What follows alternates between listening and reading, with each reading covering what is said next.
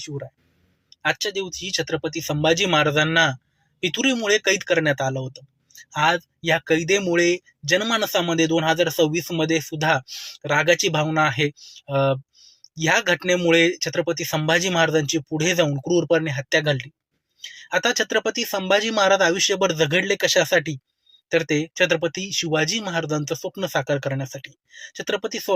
शिवाजी महाराजांचं स्वप्न होतं की आपली माणसं मोठी झाली पाहिजे, सर्वीकडे स्वराज्याचा भगवा फडकला पाहिजे आणि आपल्या माणसांचं राज्य असलं पाहिजे. आता ह्यासाठी 2026 मध्ये आपण काय करू शकतो? छत्रपती संभाजी महाराजांना खरी आदरांजली कशी वाहू शकतो? तर झेंडे फडकवून किंवा जोरजोरात घोषणा देऊन फक्त छत्रपती संभाजी महाराजांना आपण आदरांजली वाहिली तर ती खरी आदरांजली ठरेल का? होय, असं करणं गरजेचंच आहे. छत्रपती संभाजी महाराजांविषयी प्रेम व्यक्त करण्यासाठी आपण तसं करतोही.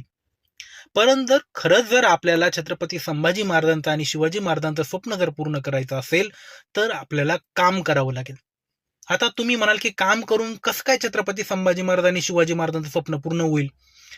कारण या दोघही राजांचं स्वप्न असं होतं की सर्वीकडे आपल्या माणसांची सत्ता असावी, सर्वीकडे भगवा ध्वजाचं साम्राज्य असावं, राज्य असावं. दिल्लीचे ही तख्त राखतो महाराष्ट्र माझा, असं आपण जेव्हा अभिमानाने म्हणतो. अटकेपार झेंडा जेव्हा मावळ्यांनी फडकवला होता तेव्हा सुद्धा त्यांच्या मागील भूमिका हीच होती की आपल्या लोकांचं राज्य सर्वीकडे असावं. आज 2026 मध्ये सर्वीकडे आपलं राज्य आहे का असं जर आपण म्हणायचा विचार केला तर फक्त राजकीय दृष्ट्याच आपण बहुधा विचार करतो की राजकारणामध्ये जर आपला हक्क असेल, सत्ता असणं म्हणजे फक्त राजकीय दृष्ट्या सत्ता असणं याच्याकडेच आपण नेहमी लक्ष केंद्रित करतो.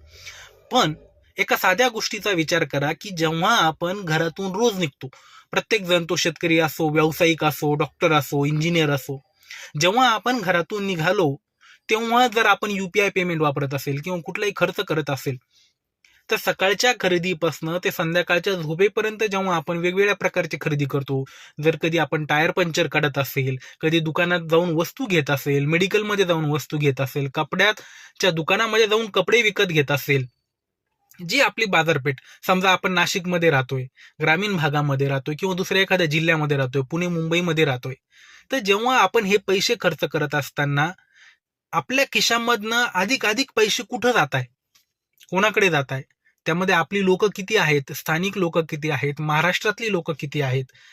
जर महाराजांना असं वाटत होतं की सर्वीकडे आपल्या लोकांची सत्ता असायला हवी तर यामध्ये आर्थिक सहभाग देखील खूप महत्वाचा आहे आणि आपण त्याच्याकडे दुर्लक्ष करतो.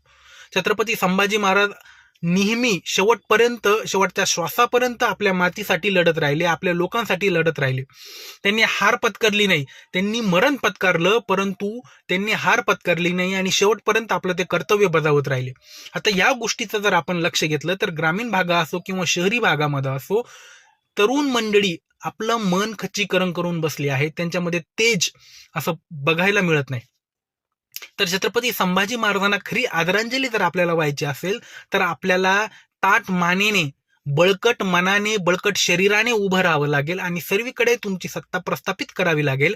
सत्ता प्रस्थापित करणं म्हणजे फक्त राजकीय सत्ता नाही, तर तुमच्या कुटुंबासाठी, स्वतःसाठी बळकट मनाने, आरोग्यपूर्ण राहून, शरीर बळकट ठेवून, आर्थिकदृष्ट्या समृद्ध होऊन, कुटुंबाला समृद्ध करून, परिणामी समाजाला आणि देशाला समृद्ध करण्यासाठी आपला वाटा देणं म्हणजे छत्रपती संभाजी महाराजांना खऱ्या अर्थानं आदरांजली वाहणं आहे.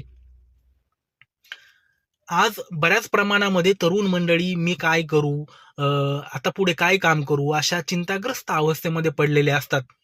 आपल्याला खरी प्रेरणा जर संभाजी महाराजांकडून घ्यायची असेल तर आपल्याला मन खच्चीकरण करून चालणार नाही. आपण ज्या क्षेत्रामध्ये काम करत आहोत त्या क्षेत्रामध्ये सर्वोत्तम देऊन आपल्याला तुमची सत्ता तेथे प्रस्थापित करावी लागणार आहे, म्हणजे संभाजी महाराजांना खरी आदरांजली ठरेल.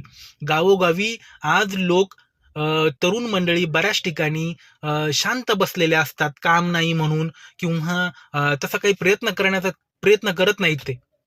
तर असं वेळ वाया घालवून किंवा चिंताग्रस्त अवस्थेमध्ये बसून जर आपण छत्रपती संभाजी महाराजांचं किंवा शिवाजी महाराजांचं नाव घेत असोल तर आपण त्यांच्या वारशाचा अपमान करत आहोत असंच आहे. म्हणून जर आज संभाजी महाराजांना खऱ्या प्रकारे जर श्रद्धांजली व्हायची असेल तर आपल्याला काम करावं लागेल.